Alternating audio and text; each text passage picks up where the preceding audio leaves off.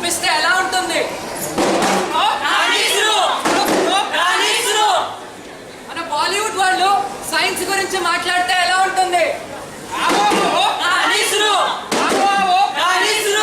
Cricket కన్నా interesting గా అవ్వగలదా science?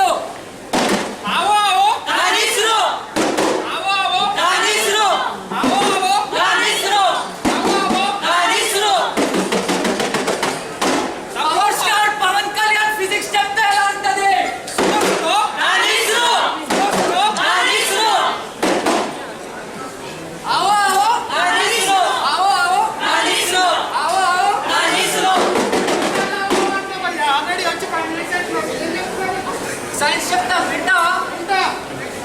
విను మరి. इंसान का हाइट 100 फीट क्यों नहीं होता है?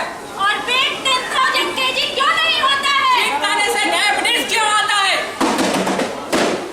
इन क्वेश्चंस का आंसर निकलता है एक थियरी से जिसका नाम है थियरी ऑफ एवोल्यूशन। और इस थियरी को डिस्कवर किया है एक महान साइंटिस्ट जिनका नाम है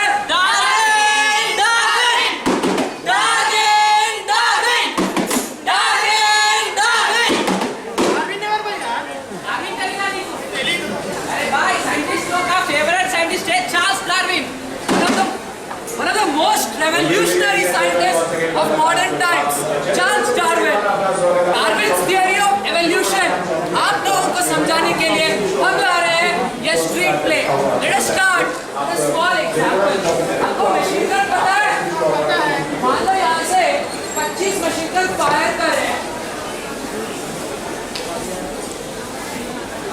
और we have few people with bulletproof jackets and few people without bulletproof jackets. Action!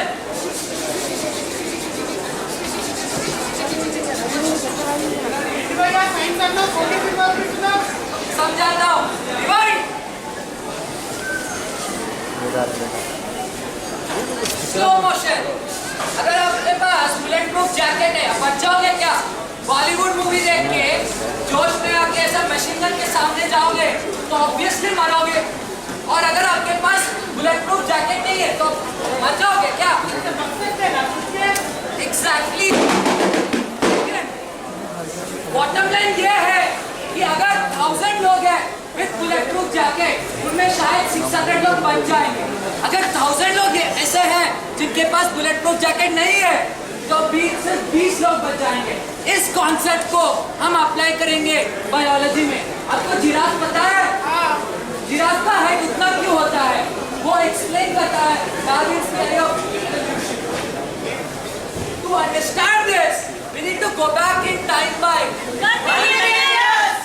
So let's go back to that time. Perhaps there were tall giraffe which was 10 feet tall.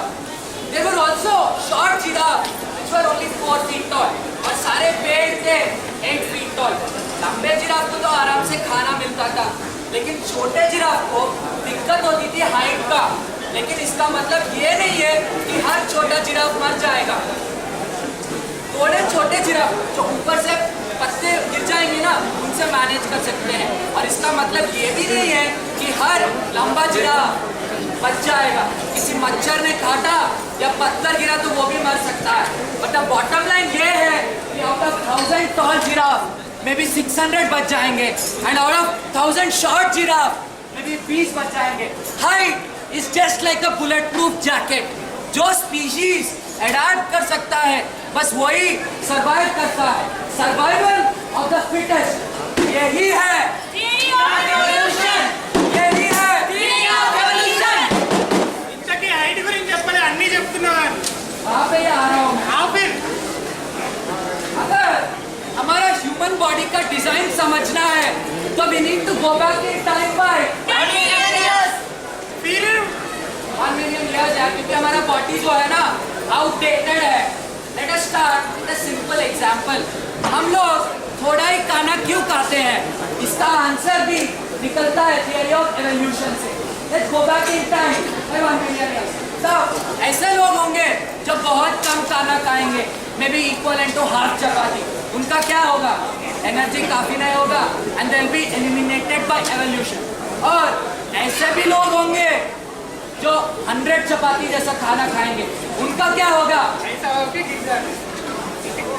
ये भी possible है कि किसी drought के कारण उतना खाना नहीं मिला और वो भी एलिमिनेट हो जाए। लेकिन बॉटम लाइन ये है कि एवोल्यूशन एलिमिनेट्स ऑल पीपल, जो बहुत ज़्यादा खाते हैं और जो बहुत कम खाते हैं। तो एवोल्यूशन सेलेक्ट करता है कि आपका हंगर कितना होने चाहिए और हंगर डिसाइड करता है कि आपको कितना खाना चाहिए। एक और एग्जांपल लेता हूँ इसको समझाने के लिए। मान लो आप ट्रैफिक में हैं और आप रोड क्रॉस करना चाहते हो, तो आप फिजिक्स चलाते हो क्या? गाड़ी आ रही है 50 किलोमीटर पर आवर और मैं हूँ 5 मीटर अवे, नहीं ना। अगर इसकी तरफ फियर है ना तो क्रॉस नहीं करोगे, और अगर फियर नहीं है तो क्या होगा देख लो, ऐसा किक जैसे स्टंट मार लोगे। और अगर बिल्कुल फियर नहीं है तो क्या होगा देख लेना।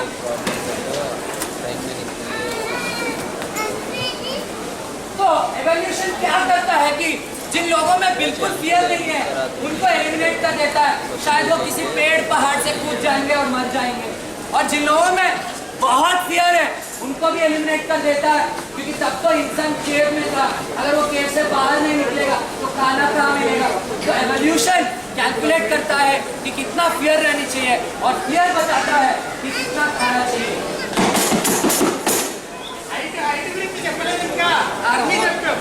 अगर इंसान का डिजाइन समझना है तो we need to go back in time by कितने बार लेके जाते हैं? अरे ये बॉडी तो आउटडेटेड है ना मेरा भाई, समझाता हूँ। Let's go into future by 10 years। तब मान लो all phones will be touch phones, और तब एक छोटा सा बच्चा एक एंटीक पीस लेके आता है और पूछता है why does this phone have buttons. तो उसको कैसे समझाओगे? Let us go back in time by 30 years। तब एप्पल और स्टीव जॉब्स ने टच फोन नहीं निकाला था, तो इसीलिए this phone has buttons. Similarly human body is outdated. अगर उसको समझना है तो we need to go back in time by 100 years, because technology बढ़ती है रेवोल्यूशन से और इंसान रेवोल्यूशन से।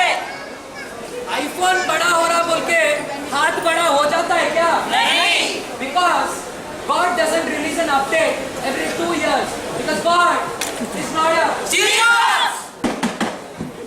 डायबिटीज संगति? हाँ, वहाँ पे भी आ रहा हूँ। डायबिटीज को समझना के लिए भी we need to go back in time by 1 year. तब man was like Tarzan jumping from tree to tree.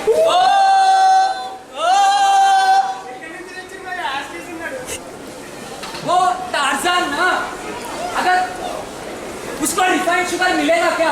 नहीं। तो अगर उसको शुगर चाहिए तो वो किसी शुगर केन का आएगा या फ्रूट का आएगा, उसमें तो उतना शुगर रहेगा नहीं। और आजकल जो स्वीट्स आते हैं उसमें तो बहुत शुगर रहता है। अगर एक रसगुल्ला में जितना शुगर रहता है ना, उतना शुगर चाहिए तो 3-4 शायद शुगर केन खाना पड़े। उस टार्जन को उतना टाइम रहेगा क्या 3-4 शुगर केन खाने के लिए? नहीं। तो यही तो हुआ, our body has evolved to take little amount of sugar। और अब अगर हम लोग बहुत शुगर खा रहे हैं तो ऑब्वियसली डायबिटीज आएगी। बॉडी కూడా डेवलप అవ్వచ్చు हमारे। That's a very good question। लेकिन टेक्नोलॉजी बढ़ती है रेवोल्यूशन से और इंसान एवोल्यूशन से, और एवोल्यूशन तो सुपर स्लो प्रोसेस है, एक internet explorer. Evolution is a very powerful paradigm to explain why we are the way we are. By applying evolution in psychology and economics, we can understand human behavior. अगर मैं आपको ये बताऊं कि I have a magic trick और ये magic trick apply करके आप इस बंदे के साथ फोन खरीदवा सकते हो, would you be interested? Free का एडवाइस है, सभी के लिए है। Evolutionary neuropsychology.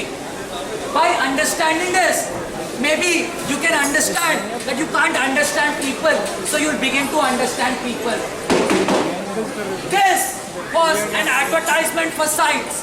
For the last few years in India, film stars and cricketers wooed audiences. We would like to tell you that scientists can be rock stars too. We are and we are here with the biryani of science and philosophy. Do follow us on Facebook and YouTube. Thank you for listening.